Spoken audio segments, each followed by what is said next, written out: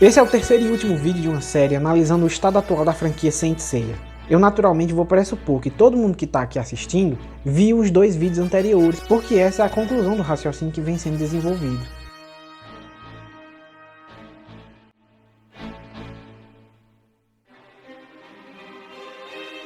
Nessa terceira e última parte, vamos analisar o queridinho dos fãs, Lost Canvas, e perceber por que essa ser a produção mais elogiada pelos fãs da franquia é na verdade um sintoma da decadência de Cavaleiro do Zodíaco. O que estão fazendo? Por que vocês estão aí caindo calados?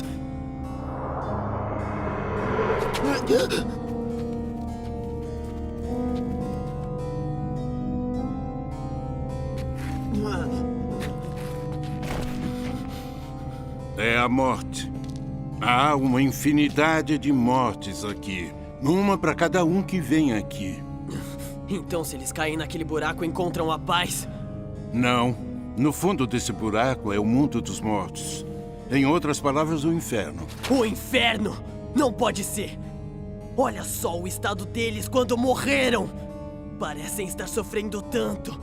E ainda vão ter que sofrer por toda a eternidade! Apesar de tanto se falar hoje dessa decadência, ela não é novidade. Talvez só esteja sendo notada agora. Mas os spin-offs de CDD já nos davam pistas dessa decadência há muitos anos. A verdade é que Cavaleiro do Zodíaco tem muitos e muitos spin-offs. Episódio G, Saint Show, Ômega, são vários spin-offs.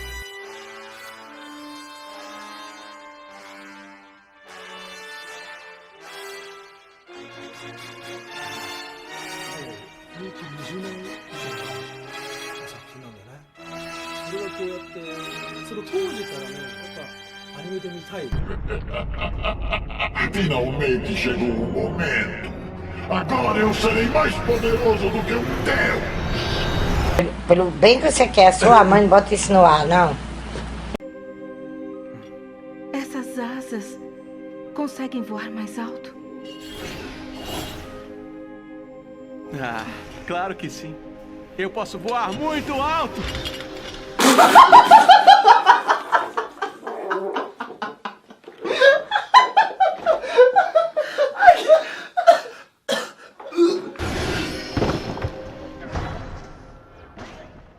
Maldito Aiodos, você sempre me atrapalha! Meu Deus. っていう読者の声が大きかったんだけど、なかなかあれを理解してくれる大人がいなかったってことは多かったかな。ボクシングでなんで天井突き破っちゃうんだとか。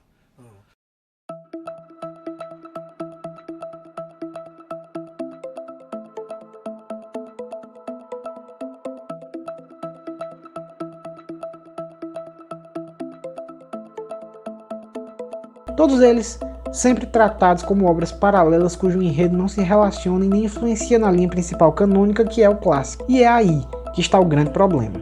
Porque se o clássico é tão cheio de defeitos e furos como nós vimos no vídeo passado, então ter autores externos trabalhando em tramas alheias ao clássico poderia ser uma saída perfeita para sanar e corrigir os problemas de narrativa do clássico, fazendo desses spin-offs um suporte para o cânon, melhorando a obra.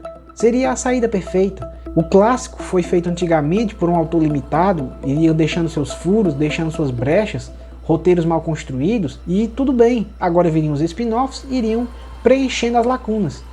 A obra original clássico iria ter deixado um monte de buracos, e agora viria os spin-offs rebocando esses buracos, jogando reboco, fechando as brechas, fechando os buracos, resolvendo os problemas. Os spin-offs viriam a ser suportes que sustentariam o clássico em pé. Mas no momento que a voz oficial da franquia estabelece que esses spin-offs não são canônicos, isso mata a oportunidade que eles eram de salvar a franquia. Contudo, entre eles, o spin-off Lost Canvas é particularmente reverenciado pelo público.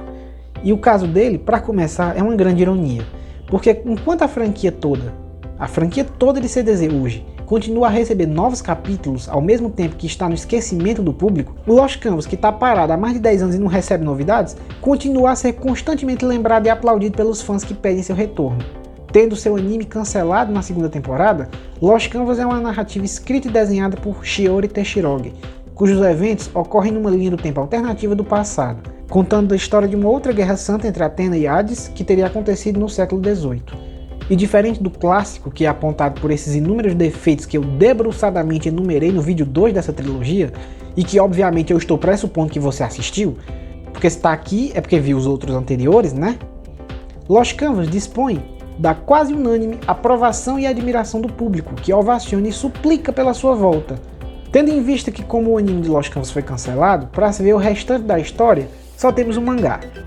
A questão é que, na visão de muita gente, Lost Canvas representaria exatamente essa salvação da franquia que eu cogitei. Na visão de muitos, Lost Canvas seria uma versão repaginada, modernizada e descolada de Cavaleiros do Zodíaco. E o que eu vim aqui dizer com esse terceiro vídeo que encerra todo o raciocínio é que acreditar nisso já é por si só a evidência da decadência da franquia. Porque se Lost Canvas representa a salvação de CDZ, então CDZ já tá morto, pode enterrar. Aí, a notícia chega exatamente agora que o garoto... Ai! Agora o pau vai torar! Sim, porque Lost Canvas representa o que de mais pobre poderia haver no spin-off dessa franquia, que já possui tantos. Porque é muito difícil você gostar disso. Mas você gostar disso aqui?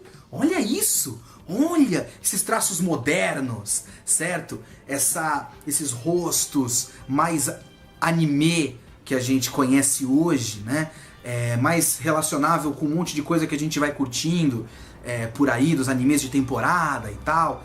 A modernização e a utilização melhor dos personagens, certo? Você tem um foco maior nos Cavaleiros de Ouro. E todo mundo sabe que os Cavaleiros de Ouro são muito mais legais do que os Cavaleiros de Bronze, do que o Seiya. Quem gosta do Seiya?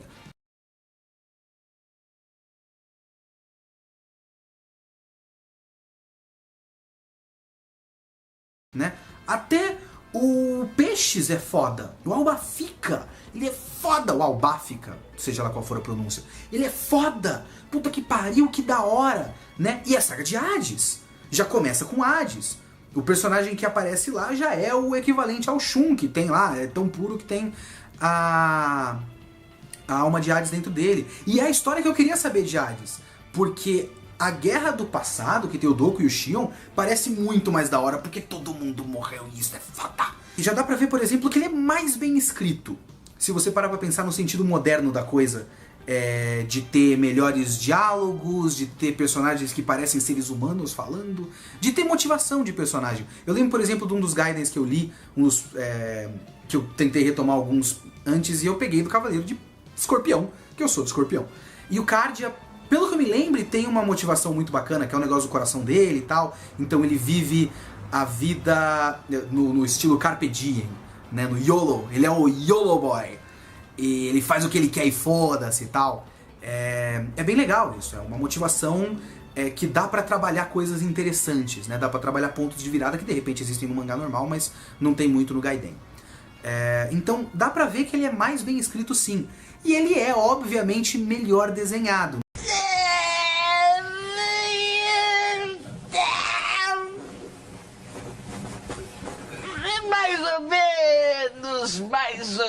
Mais ou menos.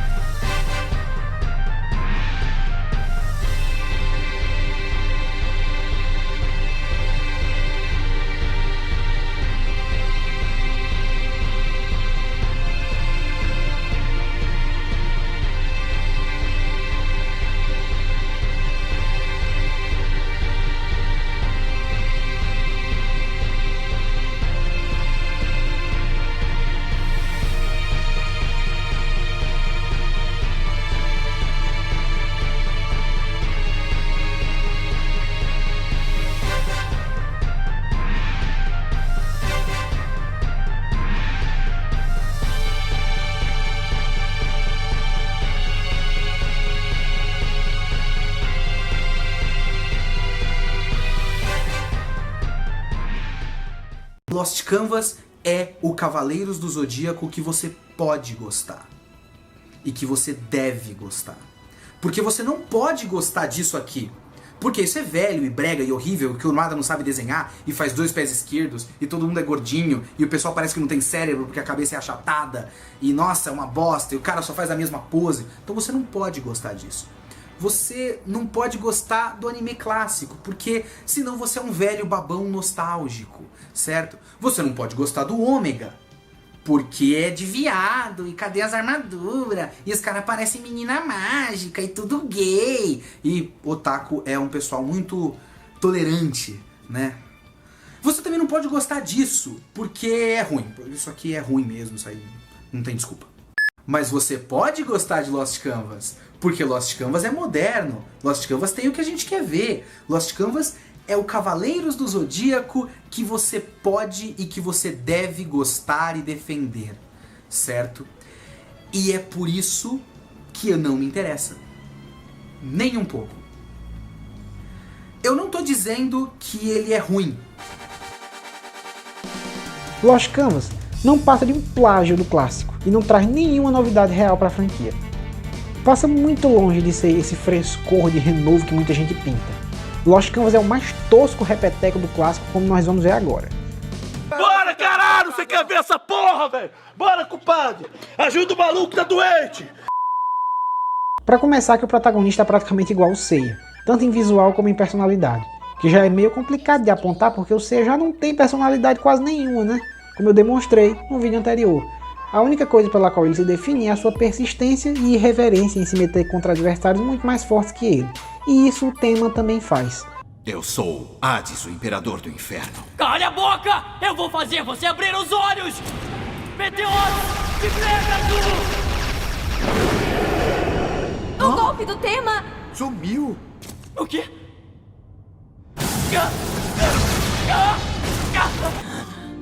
Alone, eu vou arrebentar a sua cara! Eu vou te bater tanto!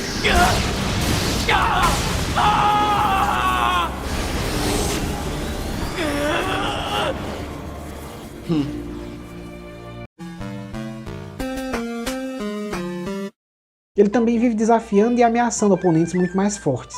E a personalidade do tema também para por aí.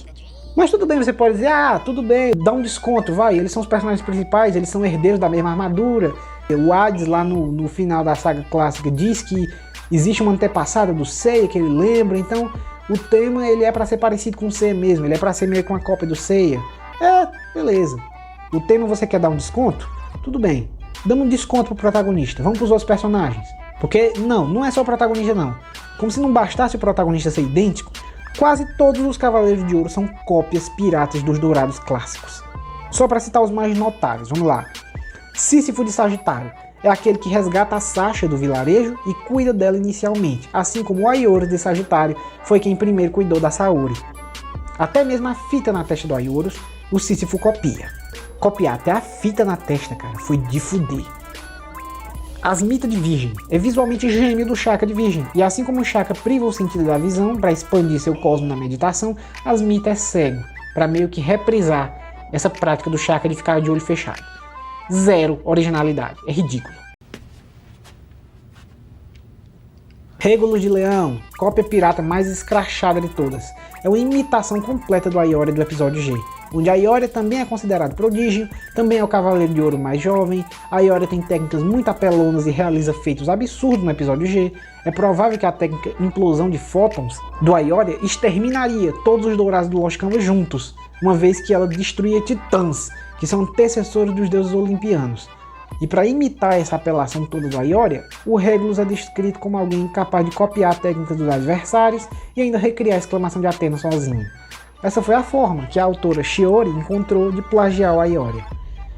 E assim como o Aioria de Leão é o irmão mais novo e discípulo do Aioria de Sagitário, o Regulus de Leão em Lost Canvas é discípulo treinado pelo Sísifo de Sagitário para replicar a relação de Leão e Sagitário que existe no clássico. Tá brincando comigo? Pegadinho? Não, tô brincando, falando sério. Vocês estão contando o número de plágios? É bom anotarem numa lista.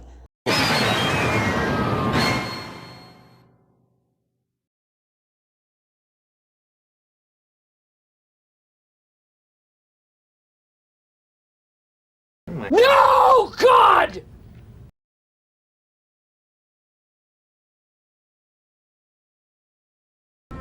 Não deve haver arrependimentos. Se morrermos agora... Tudo bem, Camus.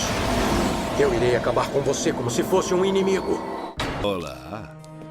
De gel de aquário. Prevendo os meus movimentos, é? Isso é bem a sua cara. Cardia, vai ignorar a ordem que nos foi dada? No, God, please, no! No! No!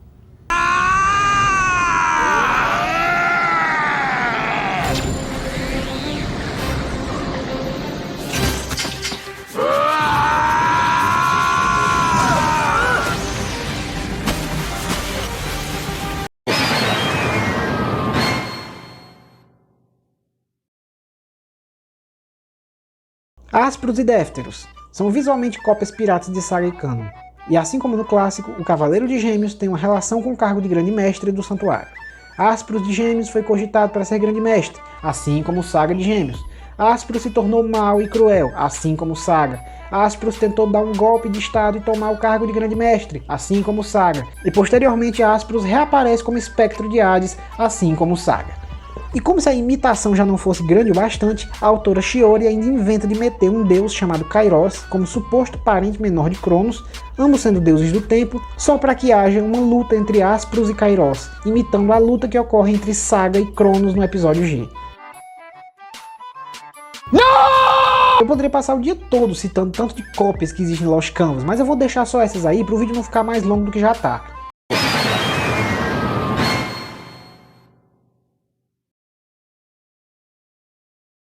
Fato é que Lost Canvas apenas requenta e reaproveita coisas que já existem e já foram feitas com os Cavaleiros do Clássico.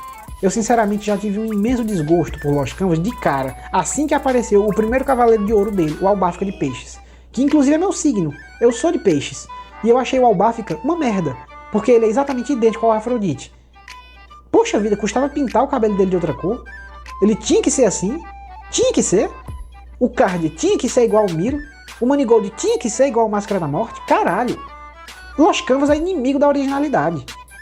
O roteiro de Lost Canvas, apesar de ser um pouco mais bem escrito, não foge muito dos mesmos clichês de transformar a Athena numa donzela em perigo, ela não luta praticamente hora nenhuma, quando ela coloca sua armadura já lá pro final e ela praticamente não serve pra nada. É tosco igual o clássico. A verdade é que não há nada de novo em Lost Canvas, e não há motivo nenhum para esse spin-off ser ovacionado e elogiado como ele é. A única coisa que o anime Lost Canvas consegue ser efetivamente melhor é no traço do desenho, que é lindo. Vamos admitir, o traço do Lost Canvas pisoteia o traço do clássico. Lost Canvas é lindo, o desenho. As figuras, os traços, os formatos, o design de personagem é lindíssimo no Lost Canvas. Mas tirando isso, ele é infinitamente inferior em trilha sonora, tem os mesmos clichês toscos de roteiro, transformando a Athena no inútil. E tudo que ele tem de bom é o destaque aos Cavaleiros de Ouro, que é tudo plagiado dos Cavaleiros de Ouro do clássico no episódio G. Afinal das contas, Lost Canvas é uma bela bosta. Isso sim. E você só gosta de Lost Canvas porque todo o resto que nós temos da franquia é ainda pior. A Saint Seiya em geral sofre de algo que eu considero, que eu chamo de a doença de Star Wars, que é o fato de que o universo de Star Wars é esse universo enorme, é uma galáxia distante que atravessa diversos mundos e várias raças alienígenas num futuro distante, tal, mas a história é pequena. É sobre uma família, sobre um conflito, sobre um grupo de pessoas. E Saint Seiya tem muito disso também. Você tem essa história enorme que se estende desde as eras mitológicas e as guerras entre os deuses e a raça humana e esse grupo de guerreiros que trabalha com essa deusa para proteger a raça humana, mas você sempre volta a contar a mesma história, sobre os mesmos personagens, do mesmo jeito, repetindo as mesmas coisas. Então quando veio a possibilidade de contar uma nova história com novos personagens no universo de Saint Seiya,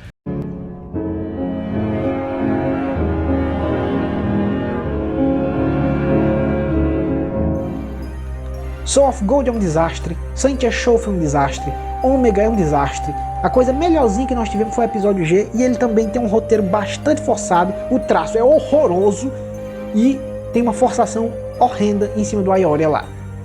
Fora as continuações dele, o G Assassino é um devaneio, o G Hacking parece que foi feito à base de maconha mofada, e o clássico puro é essa belezura que nós vimos no vídeo passado, né? Então assim, o fã de CDZ sofre, viu? Mas sofre muito, a gente não tem um segundo de paz. E diante de tanta bagaceira, eu entendo você olhar pra bosta do Lost Canvas e achar ele grandes coisas. Você tem noção do que tem aí embaixo? Não podemos fazer nada. Não tem como fazê-los parar.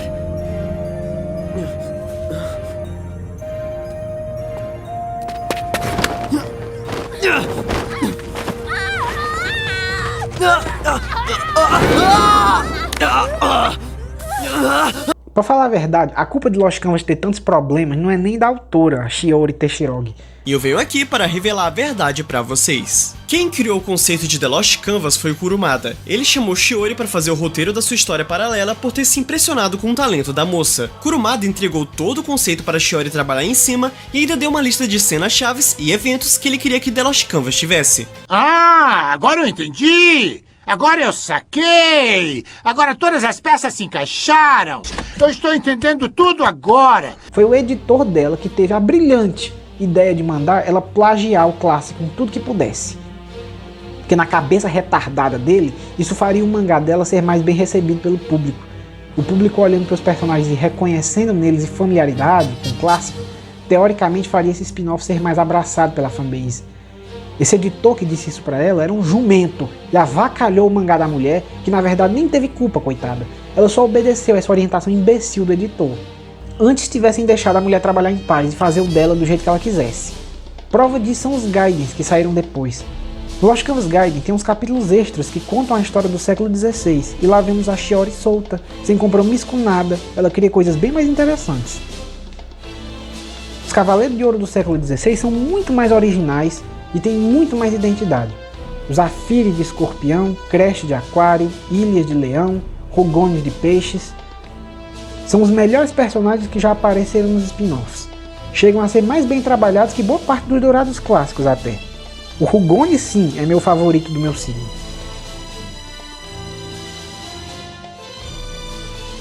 O vilão Itia de Libra consegue ser tão interessante quanto o Saga, possuído pelo demônio Lemur no clássico. E o Saga do clássico é talvez a melhor coisa criada pelo Kurumada ali em termos de camadas narrativas. A Shiori consegue facilmente se equiparar ao que de melhor o Kurumada já fez na vida.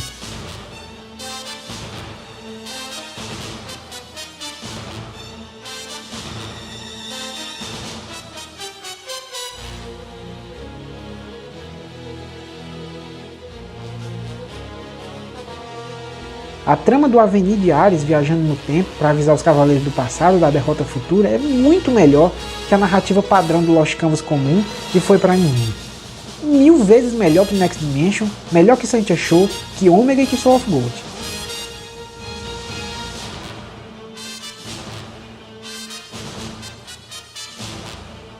Tudo que a Shiori fez por conta própria saiu bem feito, mesmo no Lost Canvas comum. As melhores coisas ali são originais dela, como os irmãos Seiji e Hakurei, são criações independentes dela. A batalha do Seiji contra o Thanatos é uma das melhores cenas de toda a franquia, e é completamente original dela.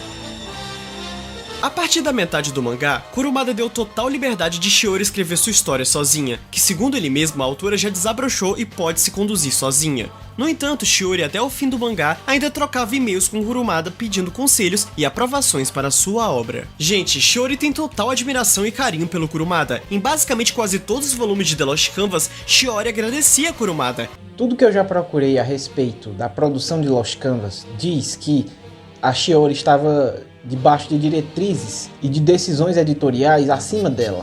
Muitas das coisas que tem dentro do mangá de Lost Canvas são decisões do próprio Kurumada. Não são escolhas dela. Ela fez esse mangá, boa parte dele, sob cabresto. E quase tudo ela acatou de bom grado, porque na verdade ela é fã de Cavaleiros do Zodíaco, mas mais do que fã de Cavaleiros do Zodíaco, ela parece ser fã do Kurumada. Ela respeita demais ele para tentar ser mais inventiva por conta própria. Ela tentou demais seguir tudo que ele dizia, tudo que ele orientava, E ela fez muito mais a obra tentando pagar pedágio para o clássico. E boa parte disso a mando de editores e do próprio Kurumada. A gente tem que pensar dentro de Lost Canvas o que de fato ali foi ela que inventou. E uma dessas coisas, por exemplo, é essa cena aqui. Essa cena aqui eu diria até que seria o Arco das 12 Casas da Shiori. Porque isso aqui é exatamente o que o Arco das 12 Casas é para o clássico.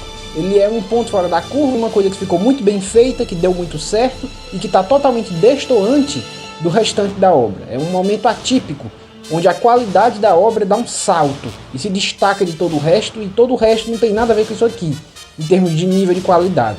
Essa cena em que o Manigold invade esse jogo de xadrez do Thanatos e do Hypnos, ela está para Lost Canvas o que o Arco das 12 Casas está para o clássico. É um momento ímpar dentro de Lost Canvas que não tem nada a ver com o restante. Muito porque isso aqui é uma cena praticamente toda idealizada pela Shiori. E aqui você vê que ela foge muito dos modelos, dos arquétipos, dos moldes típicos da franquia. E ao mesmo tempo reverencia esses tópicos, recriando eles de uma forma muito mais elaborada, muito mais aprofundada. Você veja que uma das coisas que mais usam para tentar defender a falta de progressão de personagens, que eu tanto critiquei no vídeo passado, é alegar que a essência de Cavaleiros do Zodíaco se baseia na luta do mais fraco contra o mais forte. Pois é, só que esse pessoal parece que não entende que isso não obrigatoriamente significa manter os personagens o tempo todo na ralé.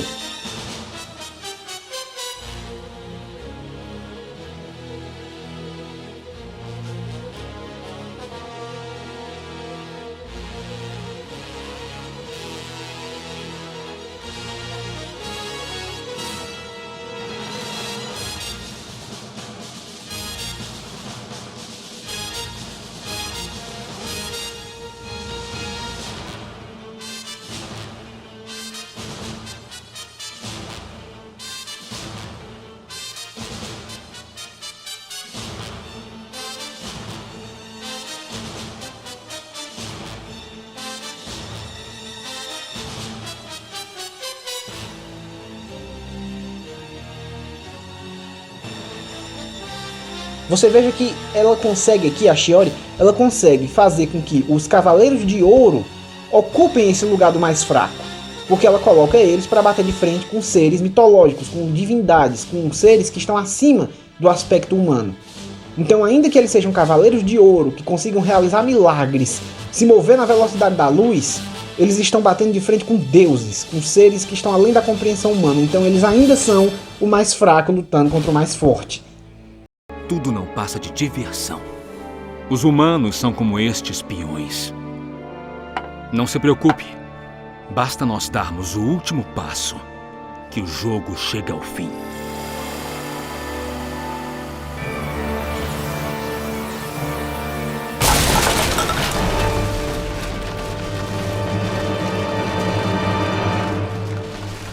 Você veio pra cá sabendo que ficaria diante de deuses. Deuses. Queiram me desculpar. Vocês são mesmo deuses, hein? Eu sou Thanatos. Ah, então é você. Particularmente, você é o deus que eu gostaria de exterminar primeiro. Ah!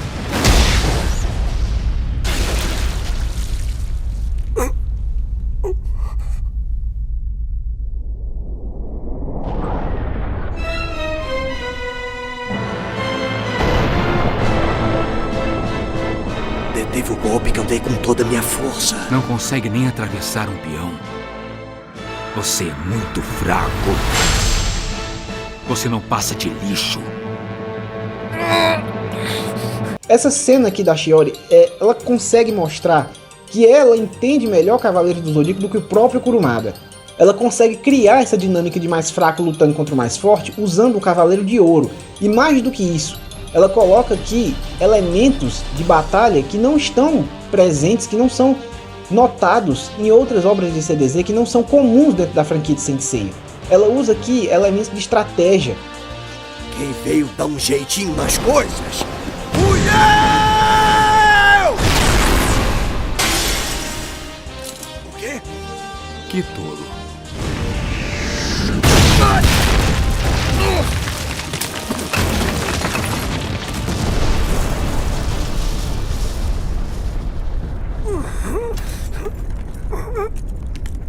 incrível. Ele é extremamente poderoso. Então, esse é o deus da morte, Thanatos? Eu vejo que seu poder é até inferior ao desta peça de xadrez. Então é por isso que você faz essa pose de Deus, não é? Eu quero ver quando eu te jogar pra longe. Deixe de retrucar.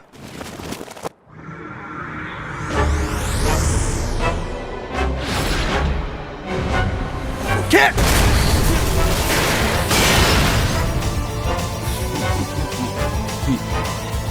Você atrapalhou o meu jogo. Espero que ao menos me divirta um pouco.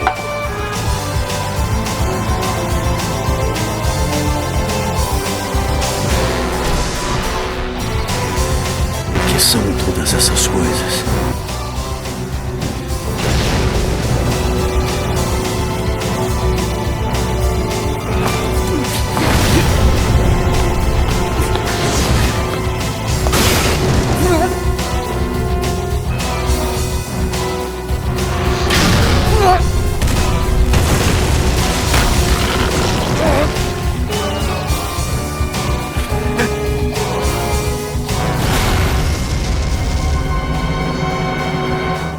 O Thanatos é o deus da morte, então ele tem comando sobre ordens dentro do Tártaro.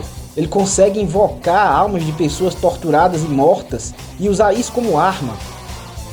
E como Atena deu à constelação de Câncer o controle sobre a vida e a morte. Então, no momento que o Thanatos invoca esse tipo de coisa do Tártaro para usar como arma, é exatamente o terreno da constelação de Câncer. Então o Manigold usa isso contra ele. Ele consegue virar o jogo de uma maneira que ele pega esses espíritos e transforma em combustível para uma técnica da constelação de Câncer que a Shiori criou aqui, que são as chamas demoníacas, essas chamas azuis, relacionadas ao fogo fato, que está miticamente interligado com cadáveres.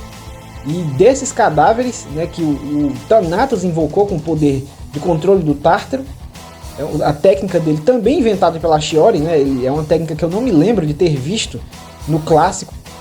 A constelação de Câncer tem capacidade de interferir nisso e reverter o uso dessas almas contra o próprio deus da morte. Como você é tolo. Ainda não entendeu a diferença entre um deus e um Hélios humano. Agora você verá um pouco do meu poder.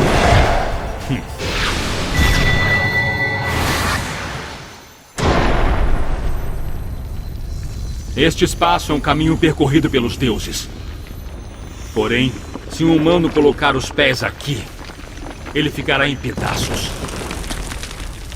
Nem vale a pena eu sujar as minhas mãos para lhe conceder a morte. Meu corpo está sendo atraído. Torne-se pó e suma nos confins do tempo e do espaço. Não permitirei que faça isso! Thanatos! Não pode ser. Um humano jamais viria para cá.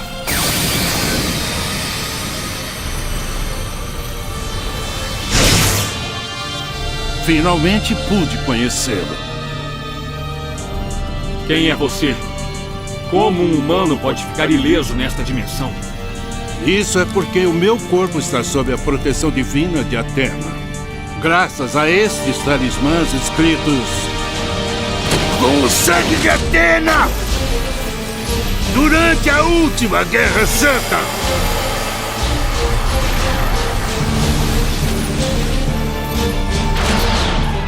E ainda selou o espaço que eu havia aberto. Quem é você? Sou Sage, o mestre do santuário. Na última Guerra Santa eu era o Cavaleiro de Ouro de Câncer. No entanto, sendo um deus, creio que você não deve se importar muito com o nome de um mero humano.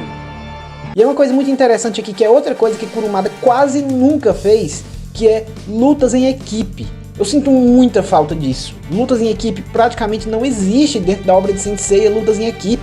E aí você também pode estar pensando, por que é raro? Na verdade, se você pensar um pouquinho, é bem óbvio, né? Porque é muito mais difícil manobrar narrativamente uma luta em equipe do que uma luta em 1 contra 1. Afinal, você tem que pensar com, sei lá, 3, 4 cabeças ao mesmo tempo do que pensar só 2, uma contra a outra. vai requerer muito mais habilidade para conduzir essa cena, vai requerer muito mais exigência de controle narrativo para você conseguir construir a tensão do momento, construir a tensão da cena com uma batalha que envolva múltiplos personagens em simultâneo. Isso é muito mais difícil de trabalhar. Então é óbvio que o Kurumada, sendo um autor tão limitado, ele vai tentar se esquivar e correr desse tipo de cena. Ele vai fugir de ser colocado numa situação dessa. O único momento que eu me lembro de ter visto o Kurumada tentando inovar nesse sentido, colocando lutas em equipe, foi lá na saga de Hades, onde ele é também o único momento. Veja só como é um ponto fora da curva também. Aquela primeira parte de Hades Santuário é o único momento em que tem foco nos Cavaleiros de Ouro, é o único momento que tem batalha em equipe, e é nesse ponto também que ele apresenta ali o conceito da exclamação de Atena. Eu acho que o Kurumada tava ali tendo também um outro lampejo de genialidade que raramente acontece com ele. Eu diria que aconteceu umas 2 vezes, talvez 3, na concepção das ideias do universo, no arco das 12 casas e no arco do Hades Santuário. São os 3 momentos em que o Kurumada teve ali seus lampejos de brilhantismo. Raríssimos. São 3 momentos de lampejo de brilhantismo em, 30 anos de carreira com CDZ. Eu sei que a carreira dele é maior que isso, eu tô falando de carreira com Saint Seiya, da carreira dele como autor especificamente em Saint Seiya. Mas enfim, voltando aqui à questão, perceba como essa cena aqui, essa luta que acontece contra o Thanatos, ela é uma das obras-primas dentro de Saint Seiya. Aqui é um momento também onde acontece uma batalha em equipe, coisa que também é rara dentro da franquia num quadro geral, especialmente quando se trata da franquia canônica, que é específica do Kurumada. É quase inexistente momentos de batalha em equipe, e a Shiori que coloca uma cena em equipe. E é interessante que a equipe é formada por 2 Cavaleiros de Ouro, um cavaleiro mais antigo, mais experiente, ancestral, e um cavaleiro atual, e os 2 são da mesma constelação, e eles combinam técnicas. Não importa quantos vocês são, o resultado será igual.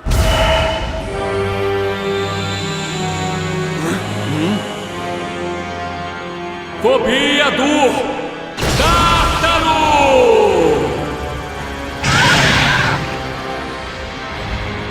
O que é isso? Espíritos?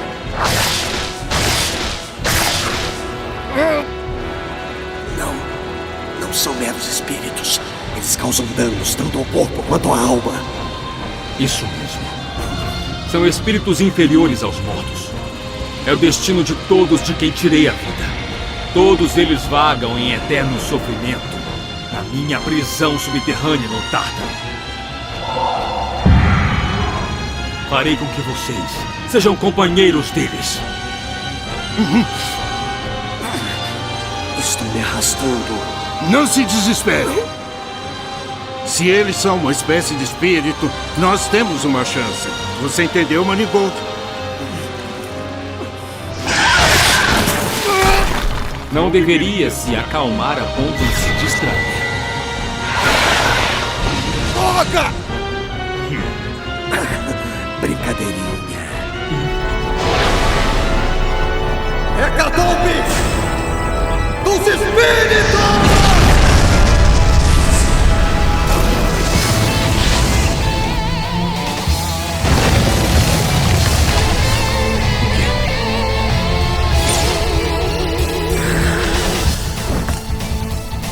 O golpe das chamas demoníacas que ensinei a ele faz com que os espíritos tornem-se combustível para suas labaredas. E esta Hecatombe dos Espíritos utiliza-os para causar explosões como se fosse pólvora. Isso significa que quanto maior for o poder espiritual, maior será a força desse golpe. Neutralizando seu golpe, fobia do Tártaro, Thanatos. Até onde você planejou as coisas? É um mestre tão precavido que dá até medo. Acho que temos um checkmate, meu caro Thanatos. A forma com que eles se aproveitam do poder do Thanatos para encaixar dentro da técnica de câncer e fazer do poder que o Thanatos invoca um combustível para potencializar a técnica de câncer é um uso de estratégia muito raro que acontece aqui nas mãos da Shiori. Ou seja, diferente do Kurumada, que coloca os poderes dos cavaleiros como o poder da luz amarela, como diz o Léo Kitsune lá, muito bem colocado, né? O poder da luz azul. O cara levanta a mão, diz um nome e sai uma luz e pronto, soltou a técnica. Não, a Shiori pega isso e cria efeitos em cima disso. Ela cria consequências, ela cria uma forma notável e ele é manipulável. A ponto do efeito dele não ser apenas o oponente aparecer caído no chão. Não, aquilo ali tem um efeito, pode ser contornável. O golpe pode ser mexido pelo ambiente, a ponto de poderes do adversário que está sendo confrontado interferirem no efeito do golpe que está sendo usado. Então aqui é uma multiplicidade de elementos que quase nunca se vê dentro de Saint Seiya. É uma luta em equipe, são 2 Cavaleiros de Ouro e os dois, mesmo sendo 2 Cavaleiros de Ouro, eles aqui são a parte mais frágil, eles estão enfrentando um deus, então a luta tem uma escalada de tensão muito maior. Os humanos não fugirão do destino traçado pelos deuses!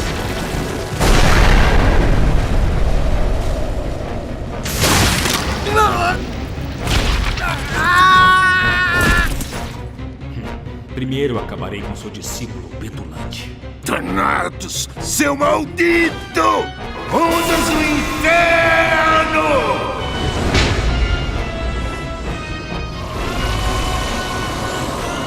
Que?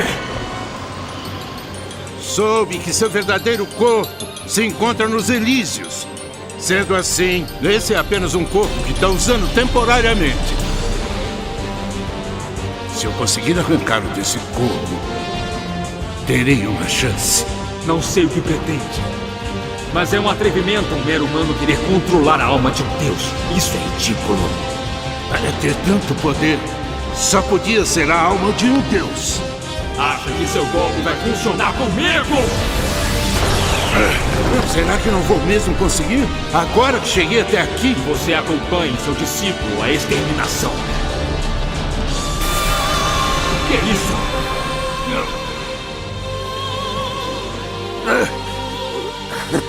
Que coisa impressionante. Quando eu era moleque eu admirava a morte, mas meu ódio por ela era maior que a minha admiração.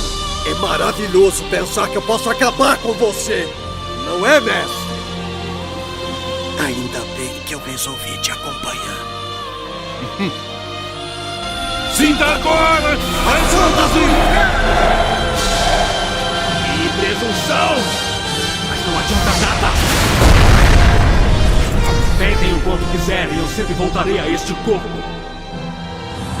Até que a força de 2 moribundos como vocês chegue ao fim! Esses 2 Cavaleiros de Ouro, eles aplicam uma combinação de golpes da constelação de Câncer que dão counter no poder desse deus a partir de um uso de estratégia, conseguindo virar o jogo contra ele. Ou seja, temos aqui a essência de Cavaleiros do Zodíaco, o mais fraco conseguindo bater no mais forte, conseguindo virar o jogo contra o mais forte. Temos aqui a superação, o arco de superação, superar seus limites e vencer o mais forte. E isso feito com Cavaleiros de Ouro. E o melhor de tudo é que quem está vencendo na verdade é Athena, porque tudo isso aqui está sendo feito utilizando os poderes dela.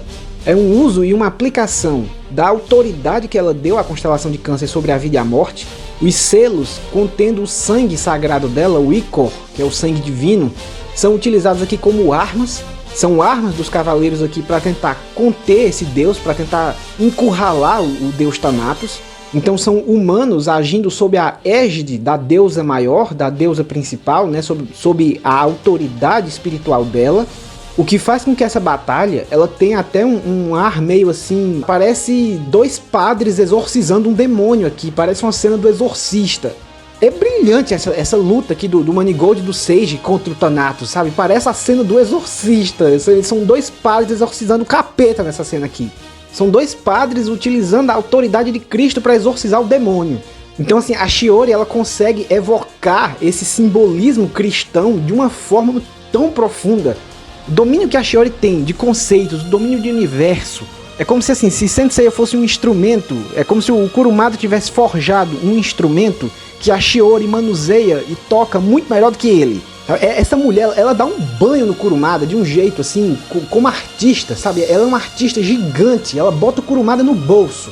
E o melhor de tudo é que no final das contas, né, eles morrem aqui, no caso o Manigold morre primeiro, e aí depois fica o Thanatos achando que venceu. Ele acha que venceu e fica só o próprio Sage, como se ele tivesse ali frágil, como se ele tivesse refém da situação.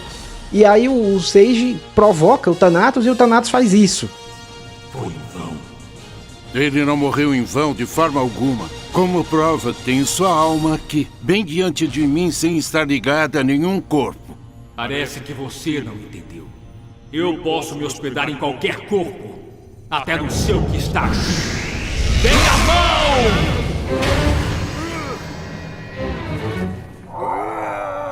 Veja só, agora o seu corpo me pertence. Possuindo o corpo do grande mestre, devo entrar facilmente no santuário. Então eu poderia arrancar a cabeça de Atena sem esforço algum.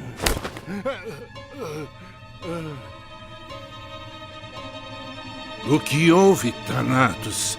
Vejo que não está conseguindo controlar muito bem esse corpo. Impossível! Eu não consigo controlar o seu corpo! Esqueceu do que eu disse agora há pouco? Não seria o grande mestre se não previsse um passo à frente dos deuses. O que é isso?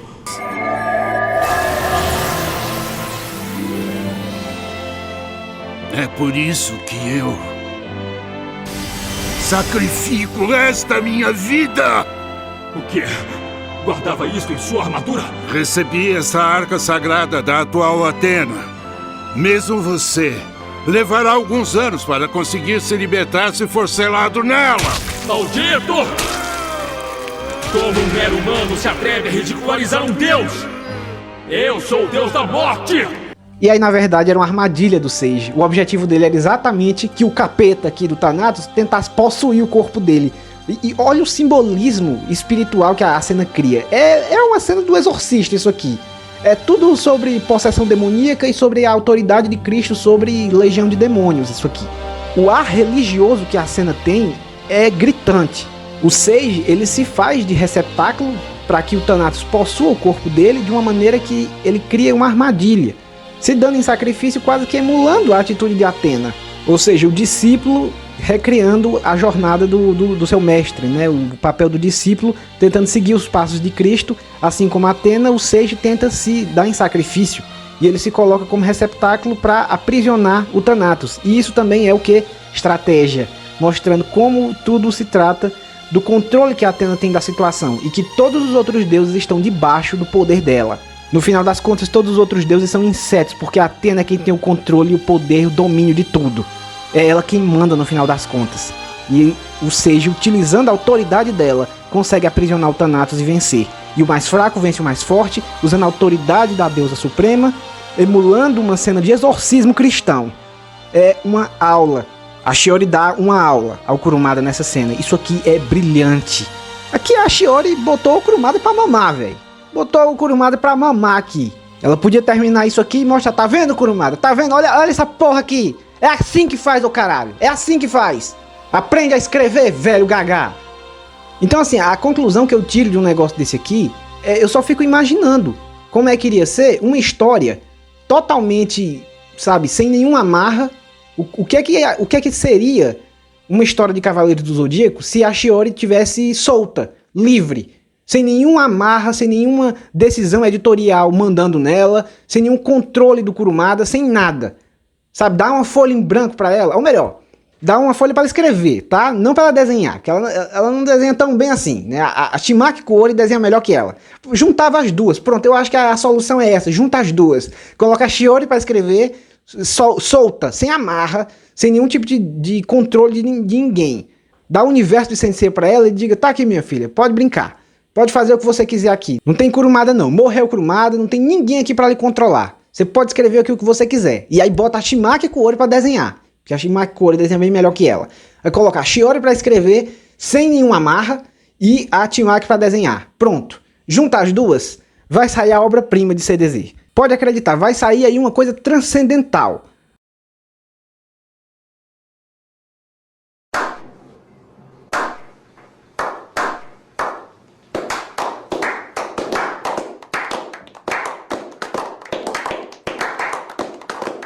Quando deixaram a mulher trabalhar em paz, a coisa funcionou. Entre os dourados ali, o mais legal foi o Rasgar de Touro, que tinha seus discípulos e ele era justamente o único dourado de Lost Canvas daquela geração que não era um plágio. Ele era o único ali original, o personagem original. Até mesmo uma Athena porradeira indo pro pau, que é um sonho de muitos fãs de CDZ e principalmente meu, quem chegou mais perto de entregar isso foi exatamente a narrativa original da Shiori nos flashbacks. É incrível, tudo que ela fez sem ninguém mandando ela copiar nada, saiu o que teve de melhor entre as produções da franquia. Hakurei!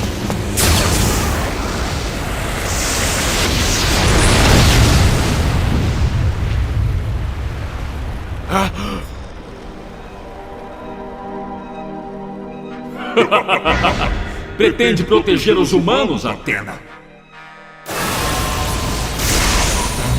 E que tal isto?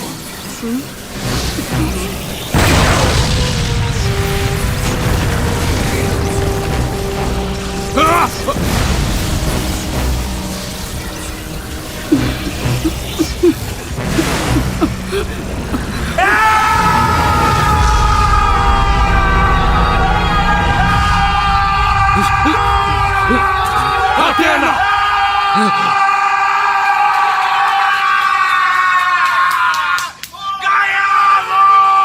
Isso prova que o que CDZ está precisando é de uma nova mente criativa no comando. Alguém precisa dar um pé na bunda do Kurumada o mais rápido possível. Esse cara perdendo tempo, escrevendo até agora aquele lixo que foi Next Dimension, velho. É um imenso atraso de vida pra franquia, pelo amor de Deus. Já passou na hora de acabarem com isso. Será que ninguém mais enxerga o óbvio? Falando da decadência de Cavaleiro do Zodíaco e ninguém enxerga o que é que tá causando essa decadência? Ninguém presta atenção no que tá acontecendo? Olhem para o que tem sido produzido da franquia. Há alguns anos saiu o Sentia Show, que estava tentando recriar cenas do clássico, metendo o C na história. Antes disso teve um filme em 3D que foi feito sobre a saga das 12 Casas de novo. Agora mesmo, acabou de terminar a adaptação em 3D do Arco das 12 Casas na Crunchyroll. É isso o tempo todo. Novas e novas readaptações de uma história batida. Que um dia foi linda, mas hoje é batida. Foi exprimida até a última gota já. Não dá mais pra viver de repeteco de subida das 12 casas, cara. Pelo amor de Deus. Não dá mais. E parece que a Toei não entende, esse pessoal não entende. Não dá mais pra viver de repeteco de 12 casas, pelo amor de Deus. Já deu disso. Olhem o que é Next Dimension. Como que vocês querem que CDZ não esteja em decadência quando o que nós temos pra hoje é um lixo como Next Dimension? Pela milésima vez uma Athena castrada, donzela em perigo. Pela milésima vez Bronze Boys forçados como protagonistas. Pela milésima vez subir escadas e derrotar oponentes em fileira. Vamos correr e bater, correr e bater, correr e bater. Tá na hora de novos ares para resgatar essa franquia. Chega de inimigos enfileirados. Chega de Athena castrada, Athena capada como donzela em perigo. E acima de tudo, chega de Bronze Boys, pelo amor de Deus. Chega desse atraso de vida.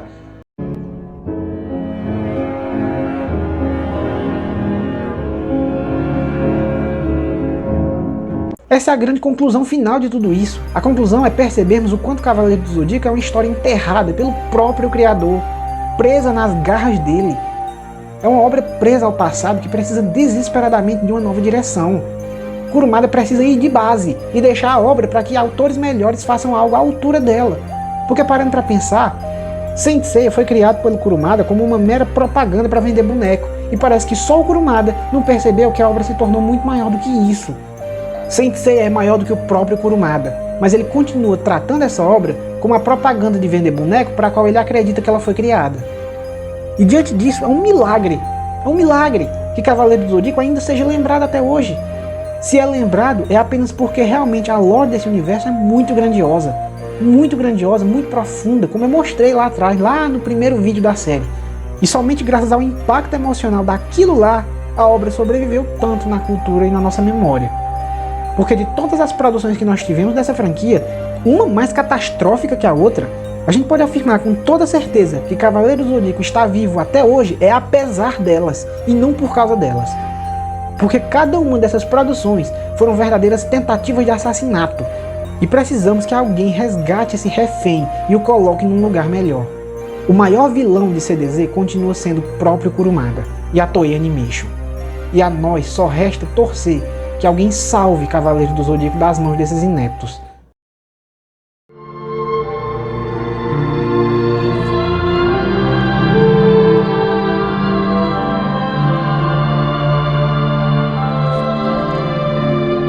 Kizu tsuki taori 戦士の儚い夢枯れ野に咲く花優しい笑顔遠く聞こえるあの日のララバ思い出を紡いで安らぎをただ求めこの身が